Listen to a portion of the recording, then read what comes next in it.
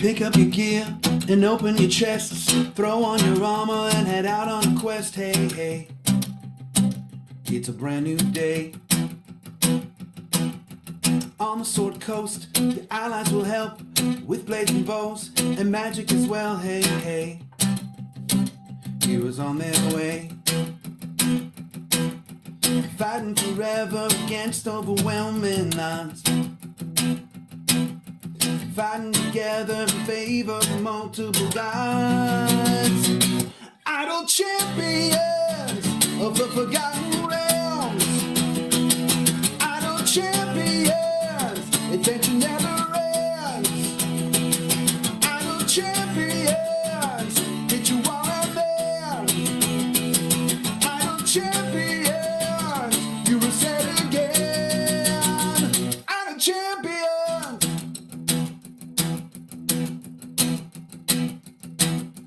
From Waterdeep to Icewind Dale, head out to Chull or Shadowfell, hey, hey.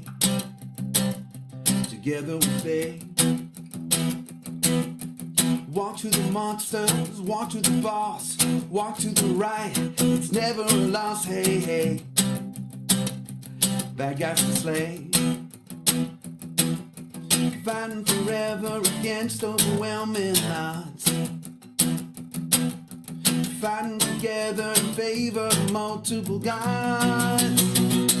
Idle champions of the forgotten realms.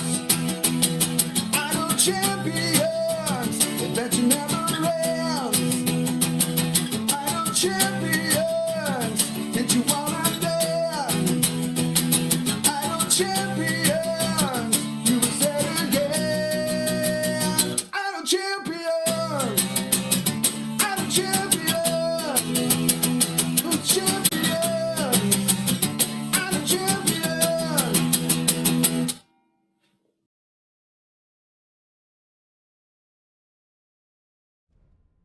Hello, everyone. Welcome. It's the weekend, if you're watching this live, I guess. It's the weekend. Happy weekend, everybody. My name is Gaarawarr, and this is Gaarawarr's Guide, the tutorial show. Yeah. This is the show where basically I talk for an hour on a topic. We have a different topic every week. Sometimes we revisit topics, like today. And then in the second hour, I do Q&A. So we gather questions during the first hour. You can ask at any time. And Gabe is here in the production booth. Gabe's going to grab your questions from chat as long as you do what it says down in the white box. Put question colon in front of the question. Yeah.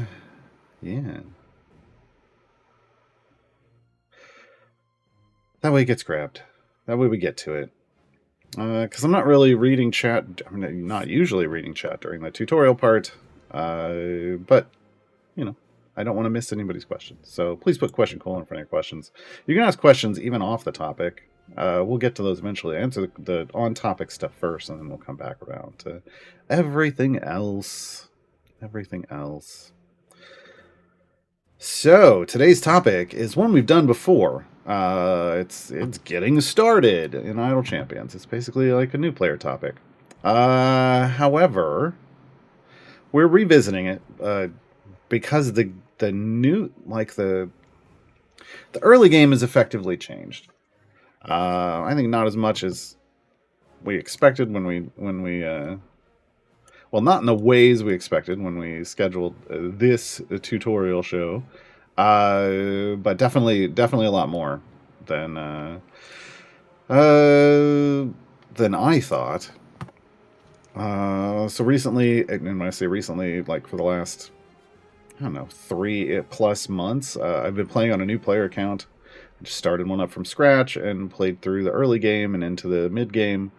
And had to completely revamp my main guide for the game that most people use, which is the new player reference, the one that everybody uses to start off with, because the early game had changed that much. So today we're going to talk about, tips on just, what is Idle Champion? Like, what are we doing in Idle Champions? How do I get the stuff to work? What are all these buttons? we're going to talk about that, but then we're going to talk about like diving in to the beginning of the game. And it, big shock. It's going to be based off my guide, right? I mean, I wouldn't put that information into a written piece of reference material if I didn't think it was good information. So we're going to dive in. When you first start off, obviously fire up the game, you're given a campaign map. It's just going to have this one node up here, and that's your tutorial, right? A brief tour of the realms. If you're watching this, hopefully you're already through the tutorial. But you learn a lot of basic things in that tutorial, like, hey, you can click on things to help kill them as long as your damage is high enough, but you need to be building a formation with champions, and level them up, and they're going to do the damage, because that's what this is. Then maybe the game is called Idle Champions of the Forgotten Realms. It is not always so idle a game. There are times where you can, with the right things, you can make it fairly idle and play it in the background.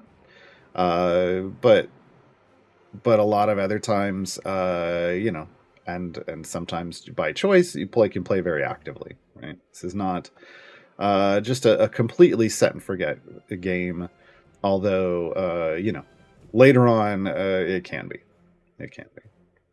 Oh yes, I should remind everyone right off the way. You're seeing me.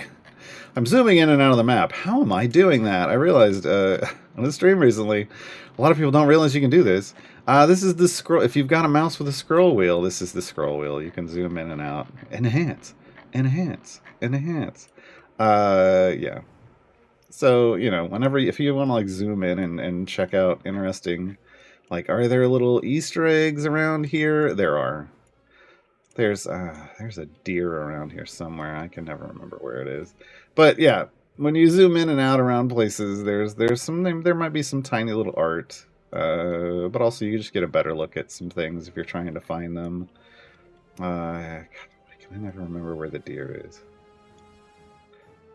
I don't know. I'm not going to sit here and try to find it as I sit here and try to find it. Anyway. Tip number 1, you could zoom in and out of the game. You can scroll! Yes. Yes, you can. And it comes in handy for a variety of the different maps. Because, yeah, you kind of need it. You kind of need to sometimes you got to get in real close, just to see what's going on some of the maps, to even click on the right place. As you complete adventures, and you should know this once you complete the tutorial, you'll get a little dotted line, a little node will show up. We call these adventure nodes. A little node will show up, and you'll get a dotted line that goes to the next one. And that's where the rest of the next part of your story is going to be. Now, in some places, this is the only place in the game where your path could diverge. You can choose to go up or down. One of the things I'm going to talk about today is the fact that this game was developed chronologically, like in a specific order. It was developed over time. It wasn't just dropped all at once, which means, and why does that matter? Of course, that's how a game is developed. Gaarawarr. The difficulty of this content that you're playing, especially here in the Sword Coast, is based on when it dropped, because they've been making more difficult content over time. So you can come down to here, but if you were to take this bottom path, this was developed more recently. This is much harder than if you were to go up. Okay, so I highly recommend just turning and going up. Another thing you want to keep an eye out is in some places, as which happens here, if you complete the Mists of Ravenloft, you get a little mini-map down here in the bottom right that'll appear, because it's another place related to where you're at, or the campaign you're in. So when you complete the Mists of Ravenloft, you don't get a dot up to a next thing. You get a little arrow down here telling you to go to Barovia, and you just click here, and suddenly you're in Ravenloft, and you'll work your way through this adventure node. Now, this is one of those places where you might have to zoom in and out, because it doesn't go from here to here to here to here to here. It's not how this works. Underneath the mists, these dots cross and go to different places, and it's super annoying. So it's not in order. But then once you complete it, then you'll have to click back out here, because then you'll get this node, right? And then you get this one, and it tries to tell you, hey, it fades into something, and that one takes you to the Underdark. The Underdark is currently the end of the Sword Coast campaign. But the thing to remember here is that a lot of people hop into this game and they start off and they're like, well, I have to finish this campaign before I go to another. No. No, you don't. You don't even have to finish the storyline of this. When I say storyline, I mean this kind of top-level story. Into the Unknown. These base adventures. I refer to that as the storyline of the game. You don't even have to complete the storyline here. Because a Grand Tour of the Sword Coast was developed and designed to be a evergreen campaign. I'm just going to lean into that word. Where they're always, well, I mean, not always, but there isn't an end to it. They always have the potential to add more story here, because there could always be more things going on in the Sword Coast. Lately, since the end of the Underdark campaign, like what we got after that was the Vecna arc, which is down here. This was a whole Vecna story arc, and we haven't had anything here since, because they've been busy doing all the rest of these more limited campaigns, we'll call them. Each of these other campaigns on the left it was introduced into the game in order. So the very first campaign that we got after the main campaign of Sword Coast, Tomb of Annihilation, right? And so on and so forth. And as you go down this list after Grand Tour, from this point on, these are effectively in order of difficulty. This is important to remember. These are in order of difficulty. As much as you'd like to just go to the new hotness, Vecna Eve of Ruin, if you're a brand new player, well, first off, you can't. It's going to be locked. You'll have to do a certain number of adventures or variants to even get access here. But even when it becomes unlocked, because they do not set the lock appropriately to your progress. Even if you were to come here, you'd get wrecked. You'd get wrecked. Because you're not meant to be here yet. Because these were in order of difficulty. Okay, so as it stands, Tomb of Annihilation is the easiest campaign in the game. Waterdeep Dragon Heist is the next easiest. These are the easy, what we currently, I would classify as the easy campaigns. Medium difficulty, Baldur's Gate through Light of Xerxes. And even in here, these four, they scale up in difficulty as you go along. Okay, but this is kind of the beginning. This is what I refer to as more of the early game. It's more heavily early game stuff. Once you hit Baldur's Gate, you've got like a foot in the mid game, and because you're dealing with, more difficult things and there's a lot more stuff going on. We'll get to that. And you're progressing through kind of the mid game through here. Whew. Apparently, I'm allergic to the mid game. You're progressing through here, right? And then this is more like this is more of the hard. Turn of Fortune's Wheel and Vecna Eve of Ruin are currently the hard campaigns. For different reasons. Turn of Fortune's Wheel, it's very difficult to earn favor in. We'll talk about favor in a bit. Vecna Eve of Ruin, very high HP enemies. And a little more difficult. Not more difficult than this. Easier than this, but more difficult than to earn favor than up here. That's just kind of the way the scaling works, right? So when you start off, you can dip around in the Sword Coast a bit, but then bounce out. It's totally fine to bounce out and do like Tomb of Annihilation. I highly recommend just dipping into a campaign, doing the storyline adventures, earning some favor, because you're going to want that for something I'll talk about here in a moment.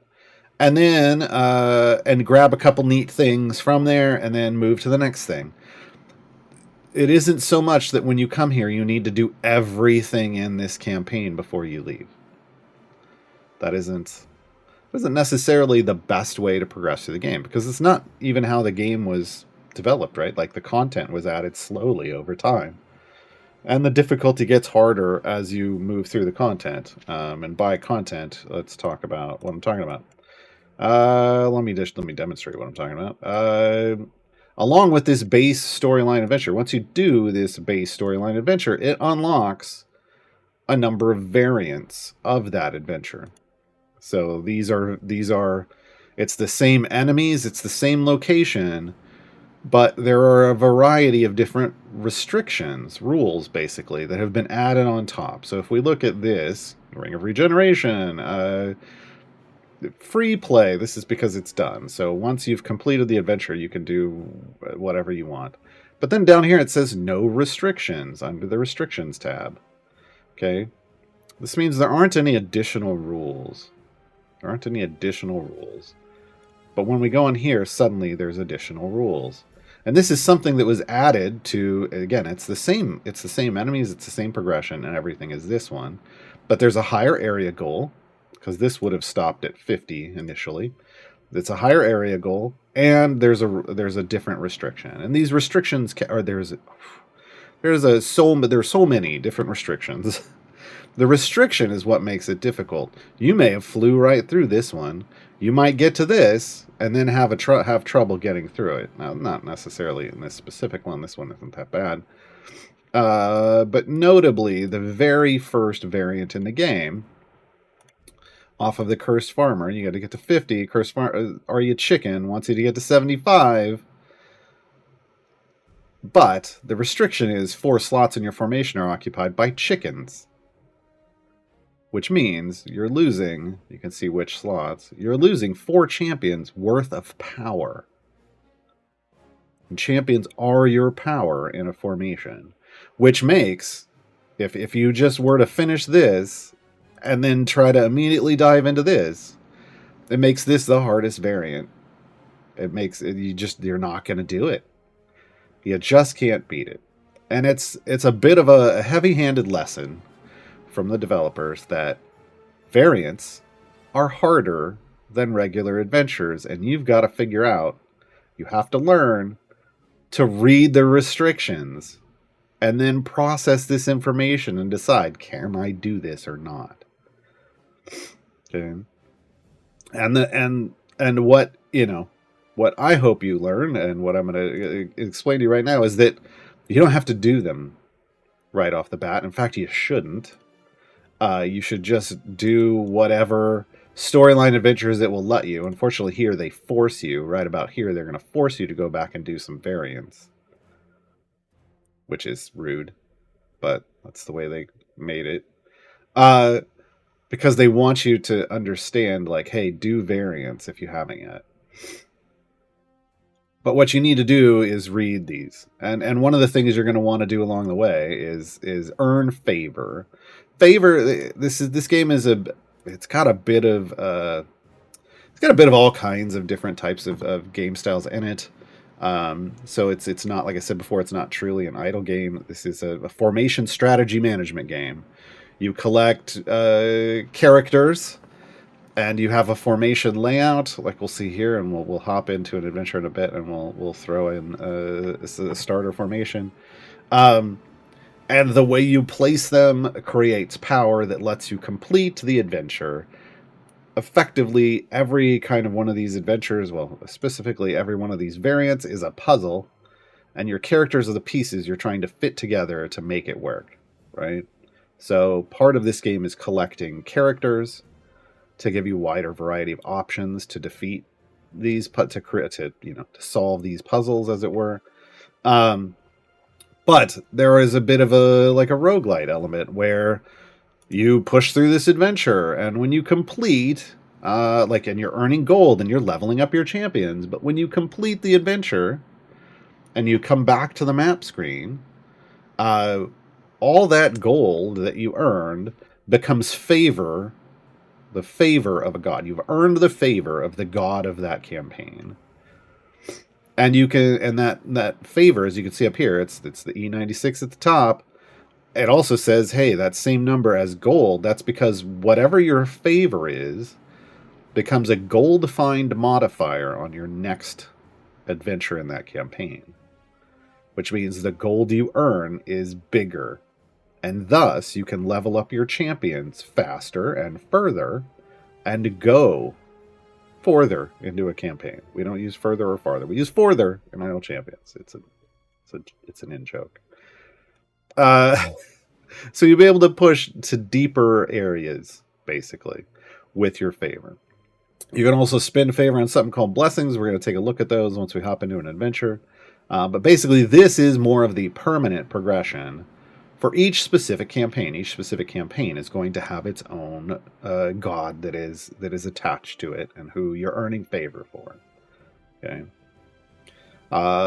By earning favor, you change the difficulty rating on these variants and on the adventures themselves. That is this difficulty rating. It says difficulty easy, entirely based off the favor you have. 100%. Has nothing to do with anything else, which is why it's an unreliable measure of difficulty. You should understand this now. The way I explain this, and I'm going to do it right now, is that it's one of those signs at an amusement park that says you must be this tall to ride this ride. It is a safety tool. It is not a direct indicator of your enjoyment of that ride. And no more than this is a direct indicator of your ability to complete this adventure or this variant. Okay? You might be taller than this sign. You might have more favor, and it might show easy. Still might not be able to do it. Just like you get on that ride, you might hate it. All right? And someone who's not tall enough might love it. That just may be their jam, in the same way that you might get a restriction that says it's easy. It says it's hard or challenging or deadly. You might do it anyway. It comes from an understanding, just like choosing a ride in an amusement park. It's your understanding of what's going on that determines whether you're going to do it. Do you understand that 4 slots in your formation being lost is a huge power loss? And do you know what you need to overcome that? Early on in the game, it's favor. It's favor. Early on in the game, favor is the big stick you beat things with. The more favor you have, the easier it is to just stomp on whatever you're doing. That isn't always going to be the case. But early on, it is. So early on, my recommendation usually is make sure that when you're pushing through these adventures, you're pushing deep, which means even though this Cursed Farmer says just reach area 50 and then a thing pops up and it says complete or continue, you want to continue. You want to go as far as you can, because the further you go, the more gold you get. The gold is commonly, most of the time, linked to the HP, so the higher the health of the enemies, the more gold they drop as you progress. So pushing far earns you a bunch of gold, and then you reset, it turns into favor, you do the next one, you do the same thing, until everything shows is green. Because then you know, hey, at least I've met the safety threshold, and I could maybe attempt some of these. But even then, it ain't going to be this one at first. It just isn't. I do... Which one do I usually do? Wherever power. Down here. This one. The restriction here says, where beasts have their health, damage, and speed dramatically increased. And you deal with some, were beasts in this adventure. That's not really a restriction. It's not a difficult restriction. They're gonna move. They're gonna be healthier, so you're gonna have to hit them harder. They're gonna do more damage to you if they get to your formation, and they move faster.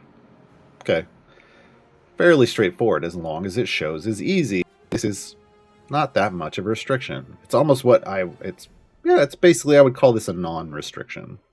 There are some restrictions I refer to as non-restrictions because unless you meet a very specific premise, like them getting to your formation and smacking you, then it doesn't stop you at all. So as long as you're killing them before they get to you, non-restriction, right? And as long as this says difficulty easy, you should be killing them before they get to you. Okay. So reading these restrictions is what's gonna you want to read them and then decide which ones you do. Like I said, when you get to Terror in the Dark, it's gonna make you go back It's going to make you go back and do like 5 or 6 of these variants. So choose, but choose wisely, right? Later on in your progress, when you have a lot of favor, and by a lot of favor I mean like over E10. We use scientific notation in this house. That's what this representation is. We don't use those letters at the end of things because who wants to try to remember that and figure that out? Not nobody. Some of you might. But here's the thing. Scientific notation makes everything easier because what we're looking at really is did this number, if you're trying to determine a value, is this number higher than or lower than what we're talking about, and did it go up or down, right? We don't need to understand exactly what the number is. That's not necessary in this game because this game deals with large numbers. The number after the 96 is how many decimal places you're moving this to the right. 96 is a lot of decimal places, right? So if this said EO4, 2.18 EO4, this number would be what, 21,800-ish. We don't know what the last two places are, right? Because that's not shown. But that's because we deal in large numbers, and those last 2 places don't really matter. Because it's the first 3, and then how many places we move the decimal that matter. You can activate this by pressing Y on your keyboard if you're playing on PC. Otherwise, on other platforms, you have to go into the settings menu. There's a checkbox in the settings. But telling people what kind of favor you have in these values makes things just easier. Sharing your favor, not only your favor, but your damage values and things, and the health things have. 99% of the time in the community, we're sharing these numbers because it's just easy to reference and easy to process. We know very quickly where you're at. Okay. So getting above like E10 favor in Sword Coast makes it so that these are just, all of these you could just wreck.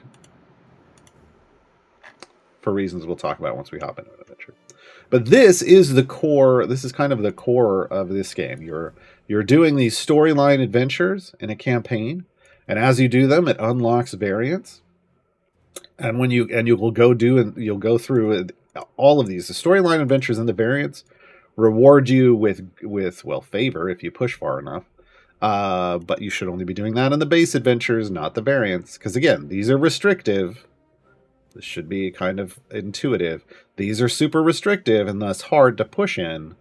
So there shouldn't be any reason you would be pushing for favor in these. Just these. Okay. The reward you get alongside this is green gems. Green gems are the generic currency of this game that you'll use for a lot of things. We'll look at the shop when we hop in. So as you're doing these, not only you're getting rewarded and you can spend, that's another form of permanent power and permanent progression alongside favor, and the stuff you can do with it is the green gems. Okay. Because what's going to happen is when you start this adventure, you're going to level up your champions. You're going to complete the adventure. You're going to move on to the next one. Your champions are going to be level 0 again. You're going to have to pay to put them back in the formation. You have to level them up again. You don't keep that leveling progress. You keep this progress, and you keep green gems and the powerful things that those gems are going to get you. Okay. But this is the core kind of loop of the game: is start a run, push to a completion area, reset, and earn favor and gems. Do it again. Complete these puzzles, earn gems, do it again. This is the permanent progression. Once you've done a variant, it's done. That's this green check mark. I can't go back and do it again. They're completed. I'm done. For now. For now. The vast majority of this game, as you can tell just from this should say 75% or more of this game is going to be you doing variants, because that's what this game is. It's built around you doing these challenging versions of the basic stuff. It's actually more than 75%. But if you don't enjoy variants, that's the game. That's the game. Not this. Okay. Let's hop into. I'm going to hop into the Cursed Farmer. We're going to talk about stuff from the inside. Now there is a bunch of other stuff out here. I guess I should mention real quick before we hop in. Time gates. This is a natural. As I'm doing this tutorial show, this is a natural time gate weekend, which means it's free. There's free stuff available. Time gates are a way to get champions all the time. All the time. It's based off the main delivery system of this game for champions. The main new delivery system for champions in this game are things called events. An event happens once a month. They start on the first Wednesday of the month. We're now at the end of a month. In a few days, we're going to have a new, 3 days and some hours. We're going to have a brand new event. It's going to deliver us new champions. Also going to allow us to unlock champions from the past from that event. But time gates are another way you can get champions. Because all of the event champions, all the champions that arrive by events in the game, you can basically do a time gate. You can travel through time and do a very small little bit of that event to get you a champion and a little bit of gear for them, right? Now, normally you would collect these things called time gate pieces.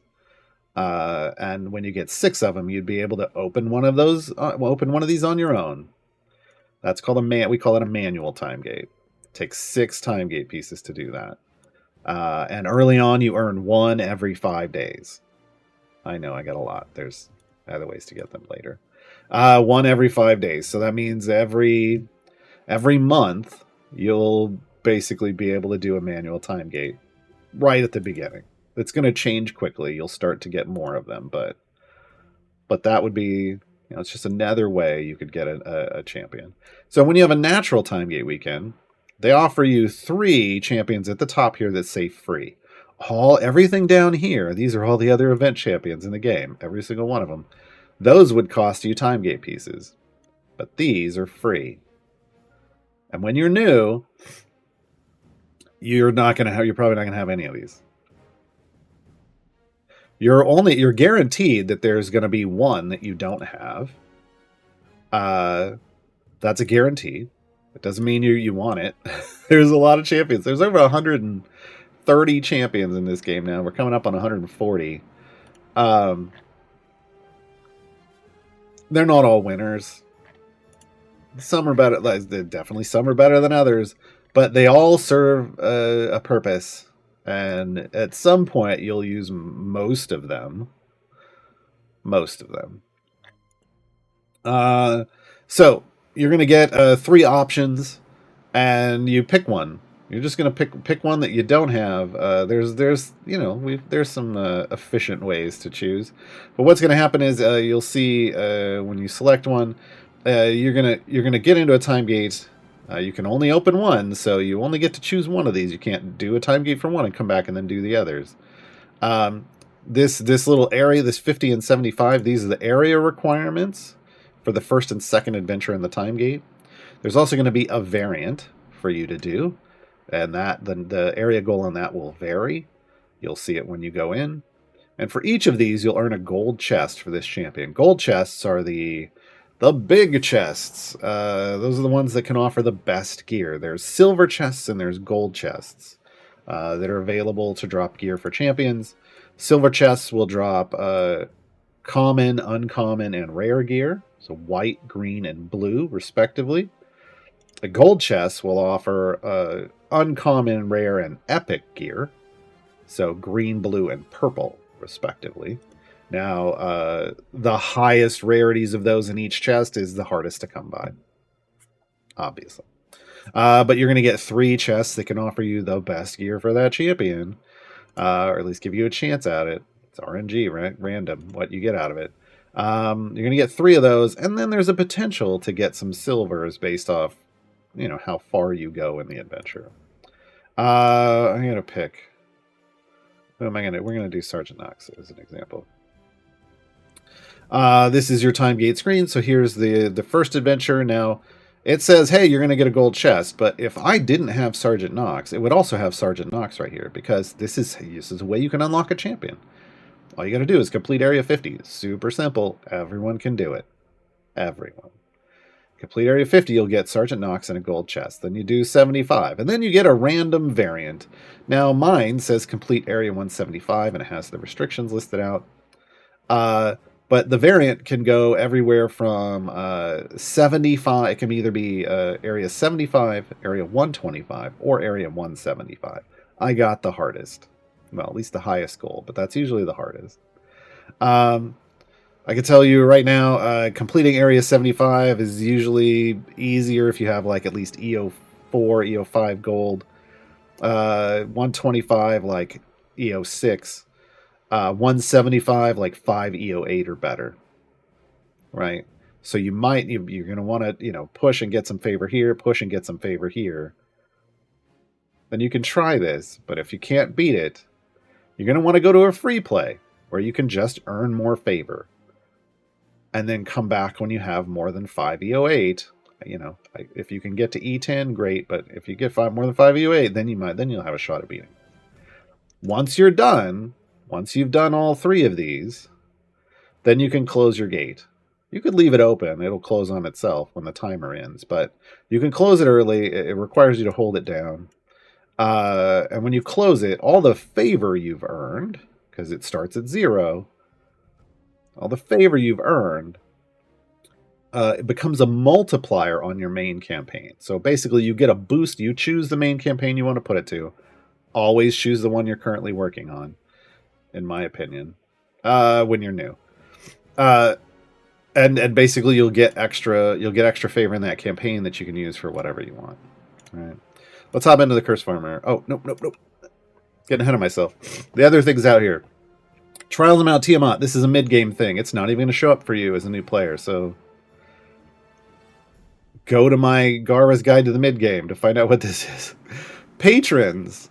You'll start to unlock them kind of in order here. So Mert is the first one, hopefully, you unlock. Bajra second. Patrons are basically they're powerful figures from the Forgotten Realms. Who you're going to do things for. And in exchange for doing things for them, they're going to reward you with power and stuff. Right? So the patrons are a form of progression. And one of the best things that they offer you is they have a shop. Each of them has their own shop. And in that shop, you can buy a time gate piece. You can buy one every week. This is a way that you can earn time gate pieces faster. This is one of the ways I have so many time gate pieces. Okay. So it's one of the many wonderful things that patrons come, but yeah, they're going to make you go back and do these completed variants over again with a higher area goal.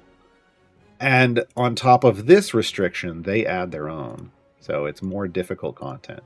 So like I said, it looks like 3/4 of the game is variants. Well, it's way more than that because there's 5 patrons, and all 3 of those variants are going to be done for them again. So the vast majority of this game is doing those puzzles over and over again. Yeah, and there's some buttons up here, but this is going to get to stuff that we can see in here anyway. So we're going to hop into the Curse Farmer. Let me get everybody's favorite tutorial dwarf out here. Here we go. Brunner Battlehammer. Boom. Now, Brunner, it probably looks a little differently than you might, if you're brand new, than you might be used to. I refer to this as the default skin, but but this is Brunner in a pirate skin. So the game has cosmetics. So there's skins for champions. To me, pirates are just the way to go. Some of these are super cool, I will say. I do like a lot of these skins. But, when there's a good pirate skin, I just default to the pirate skin. So Brunner is the starting champion. You deal with him in the tutorial. He's who's going to smack things for you. One of the things, and you're going to end up with a bunch of... Here, let me swap all these over. Excuse me. Oh, I can't. Jarlaxle's on trial this week. So I've got, as you can see, I've got skins for just about every champion. If a champion has a skin, I've probably got a skin for them. So this is the normal thing. Look, things come out. The champions are going to kill them. If you've bought your Mage Hand Familiar, at the beginning from the gem shop, then you've got that. This is one of the first things you're going to want to do is save up some of these green gems that you get from completing adventures. You also get them from killing bosses in adventures. And the first thing you're going to buy is the mage hand. Now, this mage hand is green, but yours will be blue because it's a skin for a familiar. Yes, there are a few of those. And you're just going to let this thing click. And you can just click manually at the beginning, right? You've learned that in the tutorial. And you can come over here and you can level up your click damage. But how far should you level it up? One of the first things to learn that you should know that'll make this easier is you want to level up your click damage and continue to put gold into your click damage until the level down here, this says level 7, is equal to or lower than the level of the area you're on.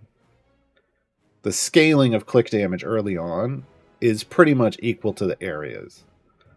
So click damage is just a way for you to click through the early part of an adventure faster so that you can progress faster and get to the meatier stuff, the stuff that's more appropriate for your formation to kill. So once you get to the point where the area is higher than the click damage and you're not earning enough gold to level it up before you're getting to an even higher area, at that point you should be leveling up your champions instead. Your champions are what are supposed to push you through the game. You're supposed to build a formation in this layout with your champions so that the champions do the damage. That's the purpose. So, this down here is called your bench. It's your bench of champions, whatever champions you have sitting on your bench. And each champion is sitting in a seat, in a bench seat. So this is seat 1, this is seat 12. I have them all shown on the screen because there's a setting for that, in case you want to know. We'll go over here to settings. There is an interface, narrow bench boxes. And you can also turn off the console UI portraits. Those are the drawn ones that are looking straight at you, straight into your soul, judging you for all the mistakes you make. I turn that off. This is the original UI. I like to see the skins. As we said before, you unlock new champions. Those champions join a seat. They join one of the bench seats. Every champion is assigned to a specific seat. This is part of the puzzle manipulation. Is you have to. Oh, there were green gems out of that bag. You have to figure out which champions are going to be best in a given situation, based off their seat and the combination with other champions. So you click on, once you have a swap in a seat, you'll have one of these swippy swappy buttons, the technical term. You can click on it and you can see all the champions that you have in that seat. I have all the champions in the game, so this is going to be very full. When you only have one, it's just going to show the one, right? It's going to shrink down the box. It'll just show you the one. Okay, but you'll be able to collect a variety of champions, and to swap to them, you just click on them. And now they're down here, but now you have to unlock them and add them to your formation by paying for them, right? And you can swap back and forth, unless you're in a variant that has a restriction that says you can't. One of those are some very difficult variants. But you'll build your formation based off your bench, who you have available, and how much gold you're earning, right? Which is where favor comes in. Now, one of the things, so at the top left, you're going to have a bunch of menu items. So this is just the main menu with all of these settings. The first thing you should do, click on the newsletter, sign up for the newsletter with a valid email address, and get hitched today in Idle Champions. Hitch is a champion in Idle Champions. And when you sign up for the newsletter, you get them for free. Okay, so free champion. And they're solid. They're going to be a good addition to your roster at the beginning of the game. Okay. And then every week on Fridays, they send out an email with a code. When you get that code out of your email, you click on this chest box. And then you click on this locked chest. It's called a cryptex. And you put the code in here. You can copy and paste it, just like the code here. Or you can type it in. New player, wait, the code's longer, Gaarawarr. What do I do? You click down here on the bottom left. Now we have 16 characters. New player advice, and then you enter. You can also click up and down on these arrows, but I like to type it in. Click unlock. and you get a chest. Now, the codes from this stream and other streams like it are Electrum chests. We'll get into what the different chests do. But the codes that arrive in the newsletter, they're called weekend chests.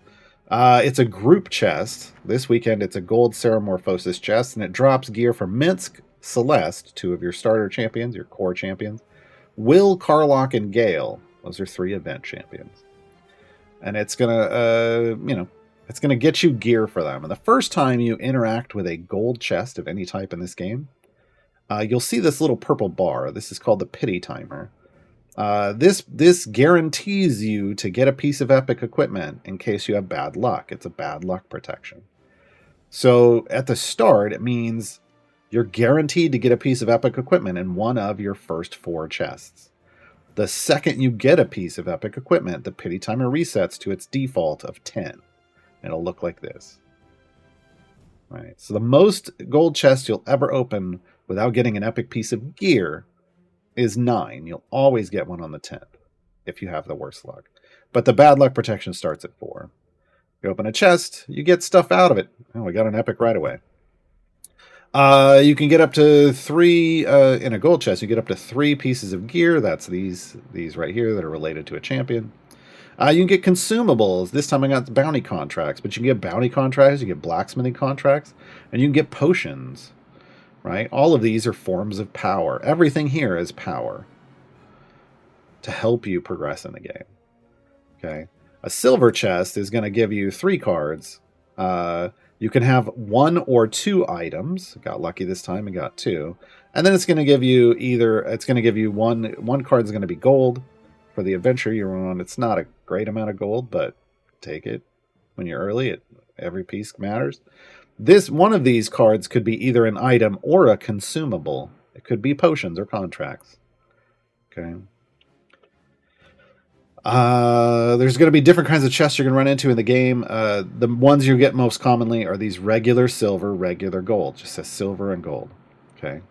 You'll loot these. You can loot these off of bosses, and rarely you'll loot these off of bosses. Okay. But these are also the ones you'll buy with gems. So you'll be buying gear and consumables from the shop with those gems. And that's power. Your gear is permanent. It is permanent power. From these codes, you're going to get Electrum chests. Now, Electrums can drop these. I should mention this. Every kind of chest in the game drops for a specific group of champions. This one says it drops gear for non-event champions. So those starting champions and what we call evergreens, like Hitch. Hitch is an evergreen. My nose is running for some reason. So, Electrums will drop gear for any champion you own. They're a great way to gear up everyone, but they only drop white, green, and blue, so the highest you'll be able to get them is blue. Okay.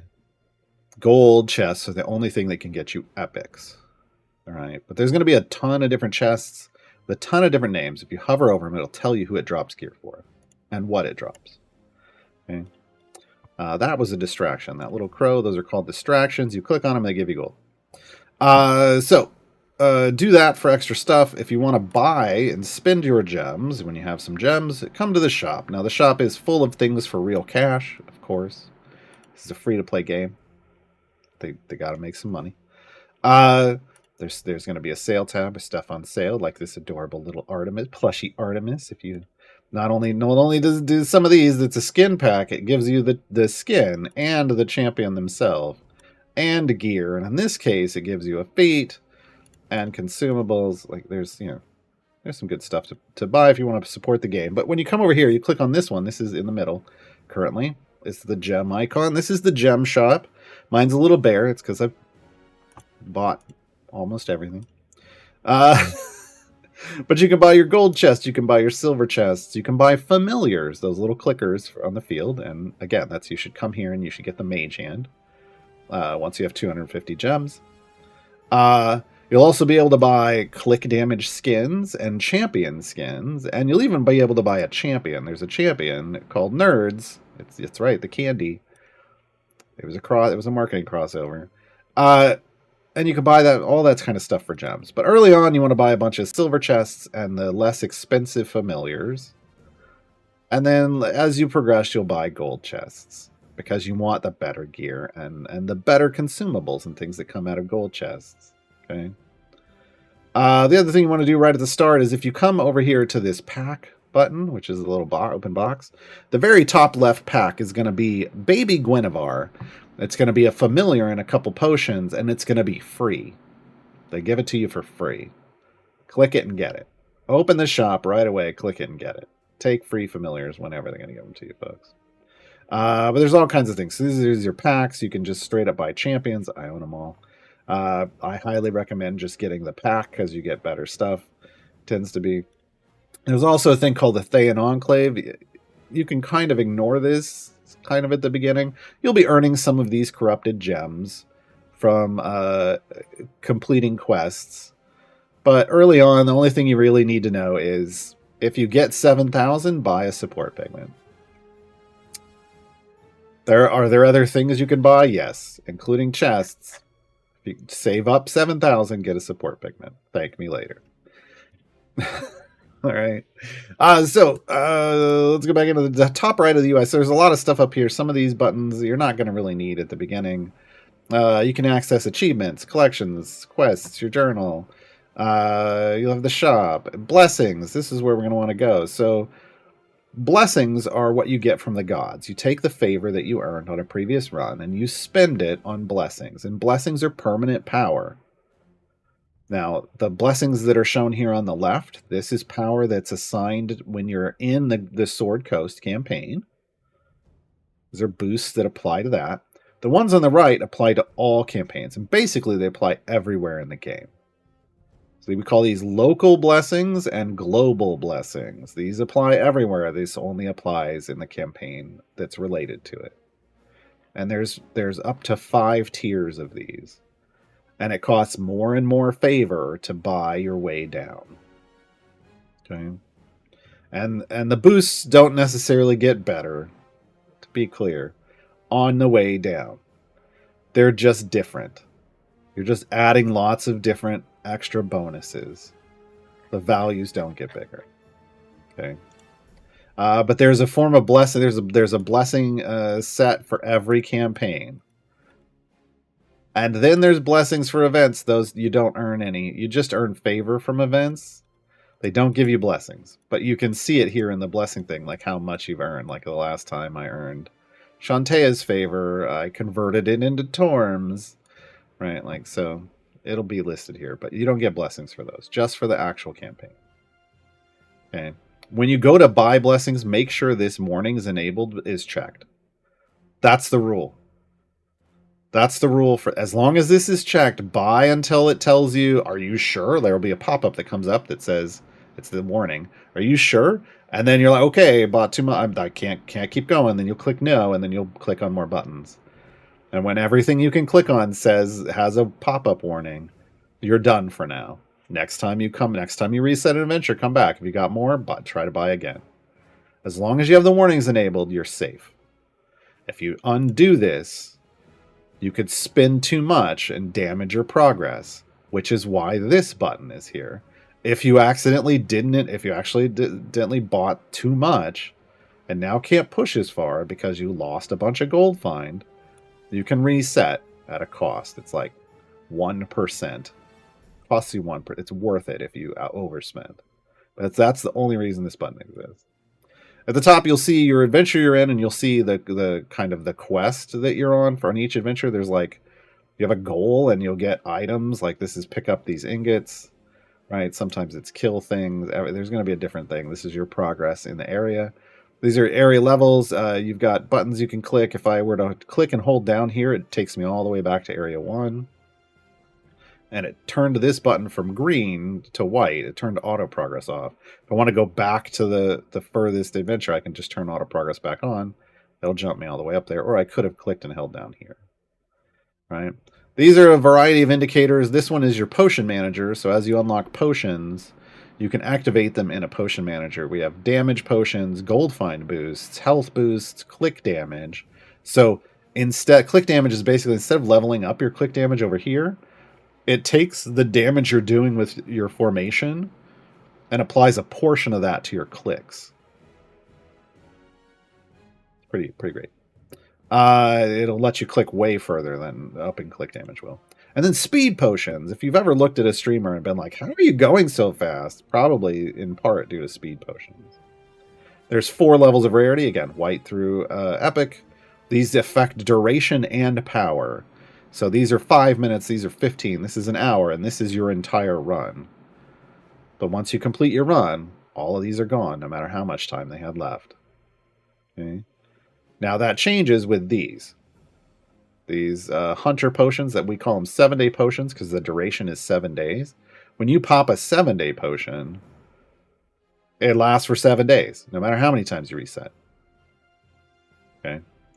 So completely different. There's 4 different types of these currently.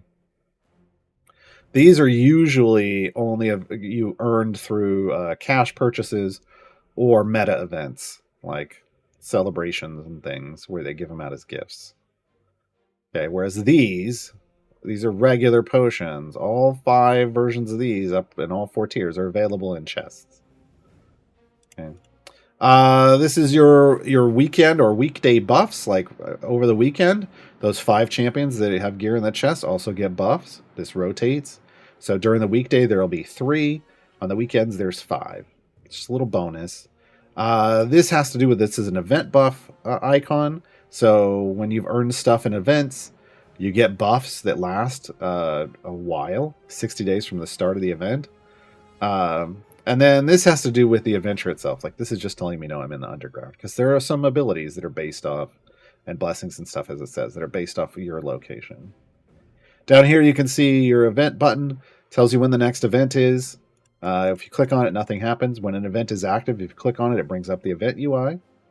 This is the jukebox, folks. This game has a jukebox. Along with the song, like the music in the background that you're hearing right now. I've got it down real low. There are albums, 3 albums worth of songs in the instrumental versions if you don't want to listen to the lyrical versions.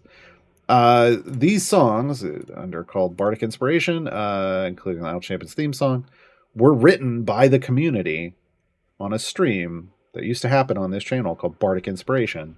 And then we made like 70 plus of them, and 3 albums of them got fully produced during the game. You can also buy them.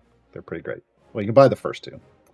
So you can listen to these in game if you want to play. You can set up your own playlist. You can close all of those, and then you can just say add all. It's just going to add. I don't know that. Yeah, it's going to add what you had opened, not all of the stuff. So close and just pick whatever you specifically want. This is the familiar button. Some of these aren't going to appear until later. This is your familiar button, and any familiars you have, you can see here. This is your inventory. It's now got nice little tabs, so you can just look at specific things. There's going to be a lot of stuff in there. We'll go back into that in a second. This is an adventuring party button. This does not show up right away. But it's something you want to work towards because it gives you access to something called a split the party. It's an adventure that will let you get background parties.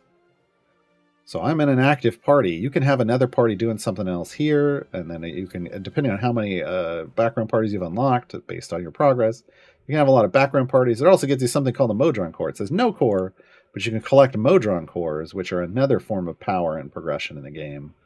Again, I've got guides for that. You can look at that. We're not going to go into that today. But your inventory, let's talk about your inventory real quick. Chests, all the chests you have are going to be here. We saw those before. But contracts. Bounty contracts. Bounty contracts give you gold, but they also give you event tokens for use in an event. And event tokens buy you gear for champions.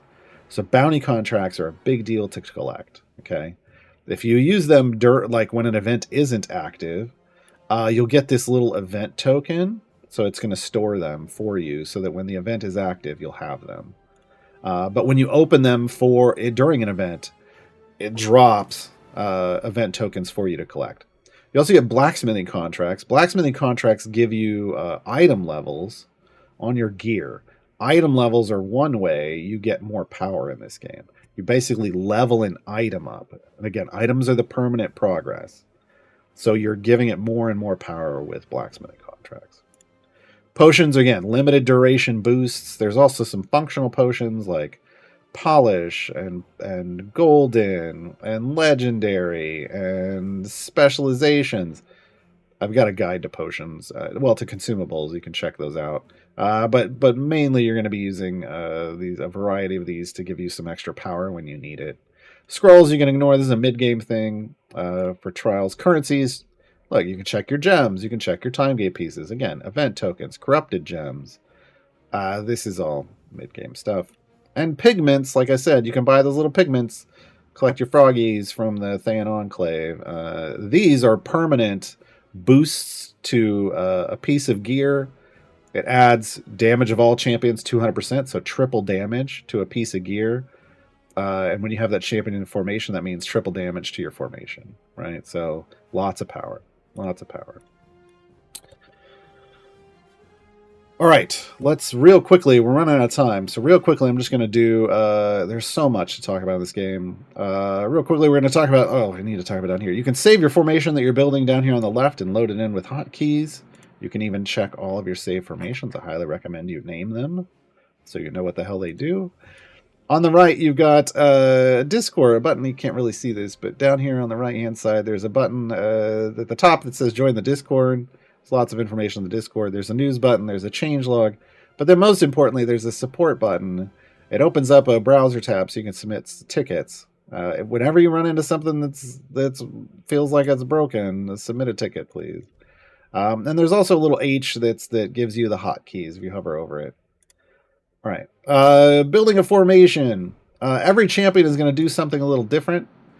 Bruenor is, if you look right here for role, this is important. This is the important part. If you look nowhere else, his role is support. I know he looks like a tank. He's not. He's a buffer. And he buffs in his own column, which you'll read from his abilities. So it's important to read this kind of information to know where to place him in your formation, adjacent to other champions or whatever. The idea behind building a formation in Isle Champions is to have one damage dealer and everybody else buffing that damage dealer. There should be one person that is doing 99+% of that damage. Okay, and that should be your DPS champion, whoever is your DPS champion. These champions are going to have roles. Some of them will say DPS. Some will say DPS/support. That means they could be both. But if I want to choose Ashara as my DPS, then I want to make sure Ashara is in the same column as Bruenor to get that buff, right? Some champions are going to be tanks. Nayeli is a tank. She's tank support. This front column oftenly gets referred to as the tanking column, but it's just the front column. But that's where the enemies will run into. Now, Nayeli specifically just buffs the column behind her, and that means we want our DPS right behind Nayeli, which means then we need Bruenor in that same column too. Celeste is a champion that is healing and support. So she's a cleric. She's going to heal people. She buffs everyone adjacent to her, but she heals in the column in front of her. And she has a specialization that will allow her to... A way you could... When you level up champions, you'll get a specialization option here. And one of her specializations, Life Domain, lets her heal 2 columns in front. And in this formation, we would do that, and we would put her adjacent. I'll just put her here. She's adjacent to your DPS and Ashara. And she can heal all the way up to Nayeli, as you can see with the green numbers, right? So reading the champion's abilities as we level them up, like Bruenor is going to say, increase the damage of Bruenor by 100% for each adjacent champion, but he's not a DPS, so that doesn't matter. That's there for the tutorial. Rally, increase the damage of champions in the same column, right? So you read to determine what are we trying to do with this champion. Well, we're trying to support, so what we care about is rally. Reading the abilities is going to form your placement decisions in the formation. Now, normally, if Jarlaxle wasn't busy, Jarlaxle would be our DPS, and we'd be building everything around Jarlaxle. Calliope buffs the column in front of her and shields within 2 adjacencies. So all 3 of these boxes are adjacent to Calliope, right? That means they're next to it. And within 2 just means they're within 2 adjacents. If there's a gap in the formation, like if there wasn't something here, you would count the adjacency around the gap. You don't count the adjacency through the gap. So you're going to add champions in ways that make sense based off the buffs that those champions provide. If this were Jarlaxle would be up here, and this would be my formation. But because it's a Shara, it would look like this with Stokey. So you build a formation, level up your champions, push forward, reset with this button. Complete adventure. Complete, earn yourself some favor, start over, and do it again. That's the loop of this game. Right? And again, as you push deeper, as you go deeper, that does, just because it costs more to unlock champions doesn't mean they're better for you. That's just the gameplay mechanic they've used to limit your access. Okay. Keep that in mind. So you're going to want to find the best champions for the situation. Different champions have different power curves, like where they are in their leveling process. Maybe they're going to hit power at certain points, and then maybe it'll plateau, and then others could surpass them. This is all part of the learning progress over time for this game. Okay. If you want to, I think people have put this in a few times. Lone Wolf just put it in again. There's my new player reference in chat, aka a guided tour. That's going to walk you through the early part of the game and solidly into the mid game now, in a milestone-based progression system. And as you go along, there's going to be things like links to other guides that I've made, which I call reference material. That's your study up one thing at a time, because this game is deep. I have over 170 guides over on the subreddit. You shouldn't read them all at once. I didn't make them all at once. They read the things that are important at that point in time. Some of them are videos. Some are links to VODs, to videos that are going to explain it. You can get all of that from there, and it's going to walk you through what I've determined over the last 6.5 years of playing this game is kind of an efficient progression system that lets you learn things at appropriate times, and also doesn't overwhelm you, hopefully, too much in that process, right? And progresses you pretty quickly. Especially, this has all been readjusted for this new Events 2.0 system. We have a new event system that basically makes everything even easier for you in the early game, and you get a lot of power, and it's all through that guy. We're gonna take our break, and we're gonna hit. We've got about a dozen questions stocked up over here. If you've got more questions, please question colon in the chat if they've come up to you, if you haven't already. If you've asked already, it's already over here. Like I said, I got a dozen from the first hour. You can keep asking questions. Just please put question colon in front. We'll be back. We're going out on a song from Broadic Inspiration. I like to play the original acoustic versions from when they were actually written on stream. This is the original song for Brunner Battlehammer, the tutorial dwarf himself. Enjoy.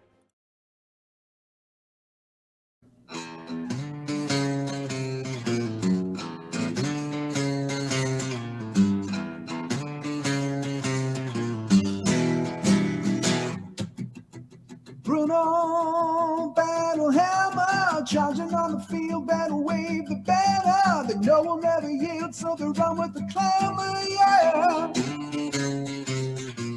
Bruno Battlehammer, ranks closing, but the whole line shatters. Hail of arrows, you can hear the clamor, yeah. Their lights can't hold against the king so bold. Make him proud of the clans alone. Gaarawarr, he's on fire. Lion savior of the Mithril. Remember, I'm Swindale. So raise your hand to the great and strong and king. So say we all.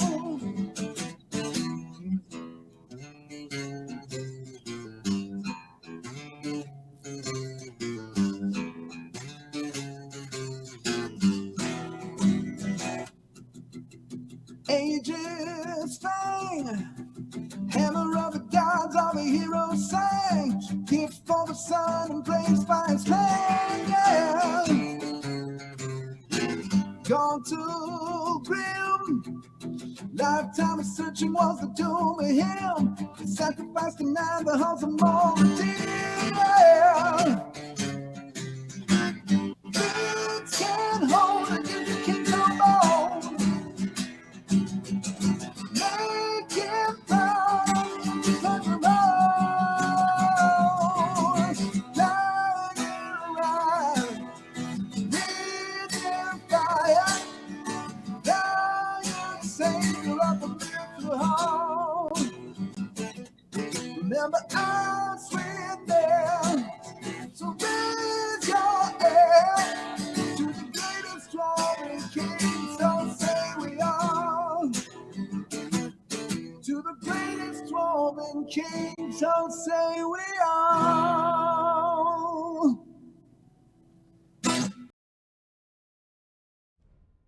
And we're back. Remember earlier when I was talking about how this game can be idle if you want it to be. Familiars help with that. So I've now put a bunch of familiars out because I have a lot. I have a lot of familiars. And they're basically down here leveling. They leveled up my champions all the way. They're leveling up click damage. They're clicking on the screen. I don't have to do anything now. I can even have them firing off my ultimates because as you level up champions, they get ultimate abilities that do a variety of things. I can even have some roaming here and automatically firing those off when I want to. So one of the ways to make this more idle is familiars, folks. That's half of the automation system in the game. All right, I'm going to dive into questions. I'm going to hit things that are somewhat on topic first. We're not necessarily going to do these in order. I'm just going to grab them as, that kind of makes sense. Imperator Day, we're going to find those guides you talked about, because this makes sense.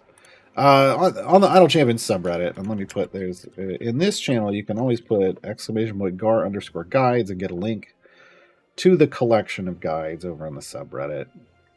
You can also do ! New player, and that will get you specifically a new player reference. So air cooled, how do I get more champions? So there's there's three.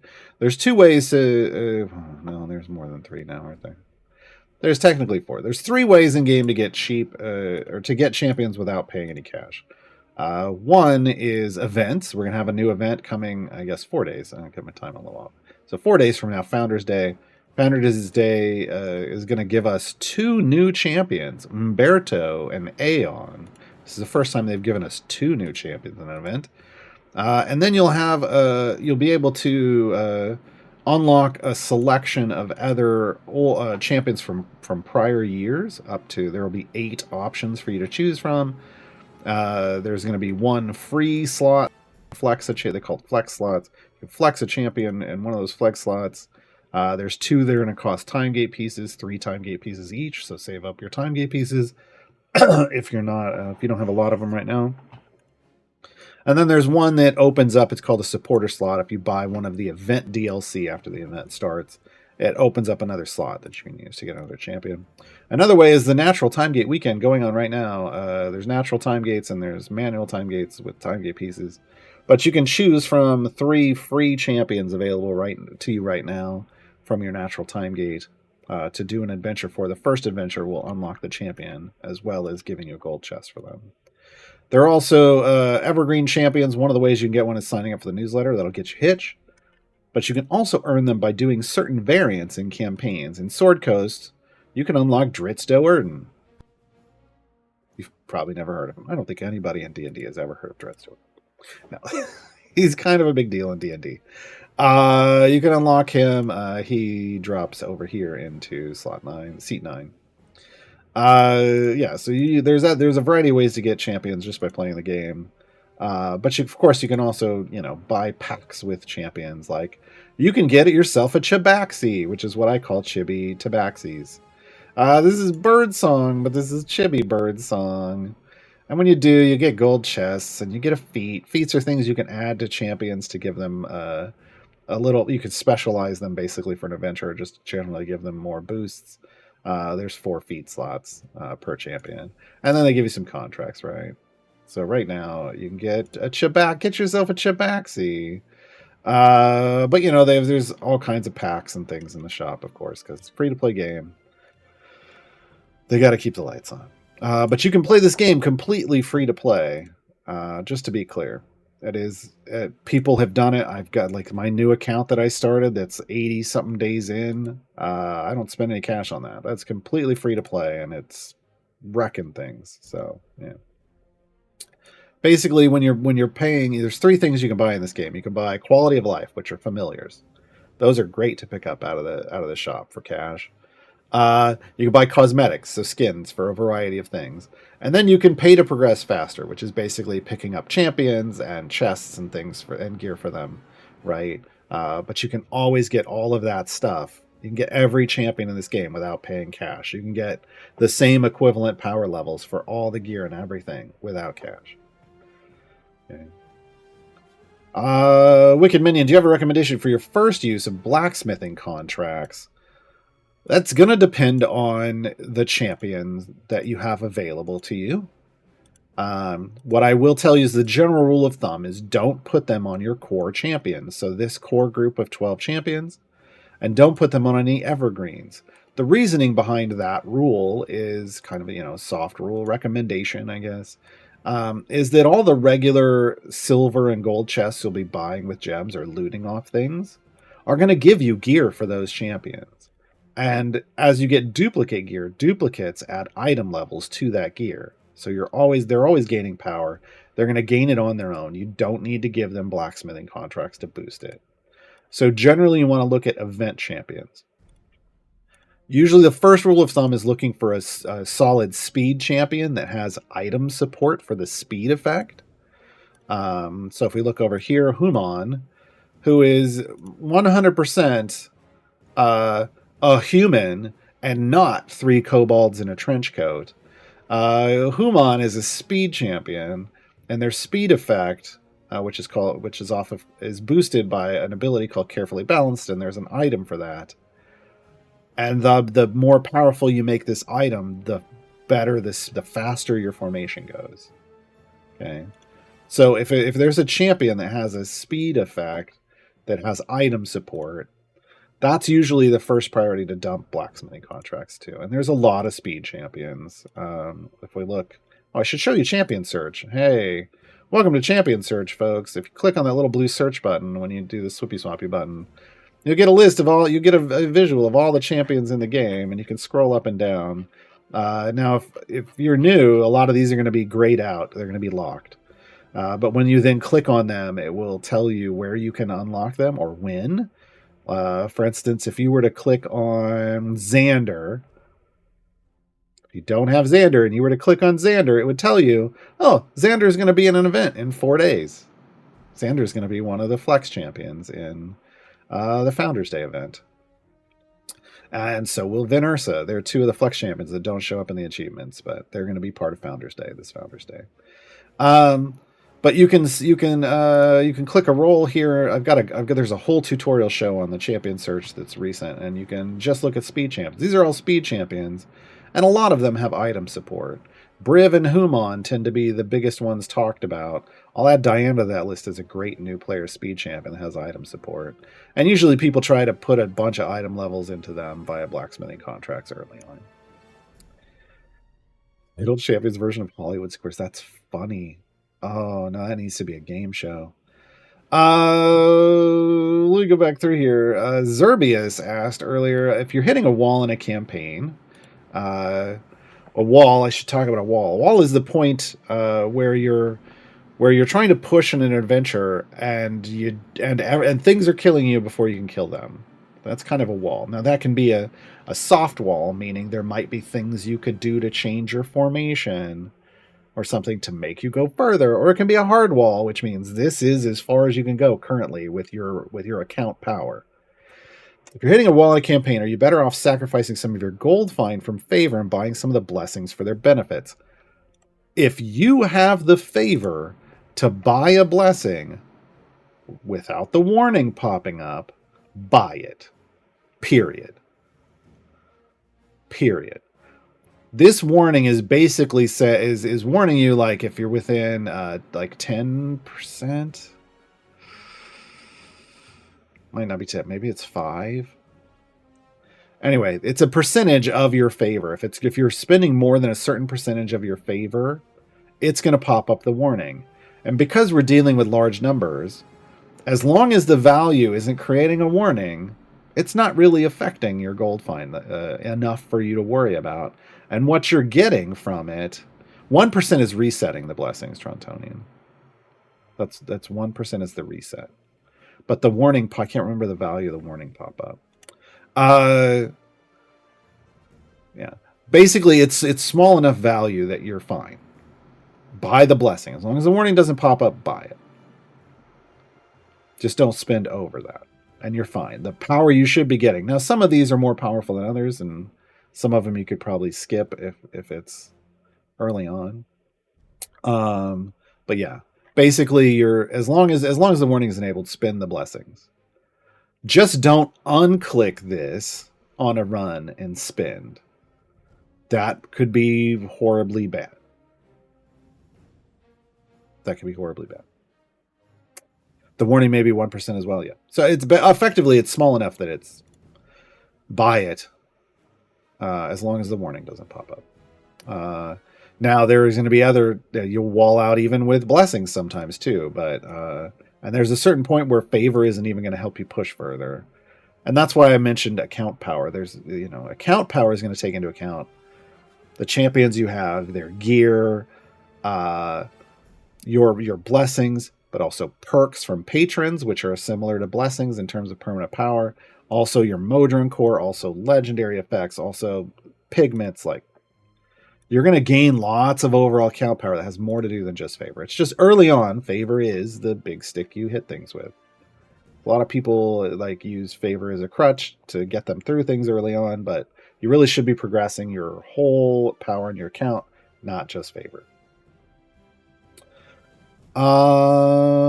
Psychotica. So when you're in an adventure, should you go as far as you can on every adventure?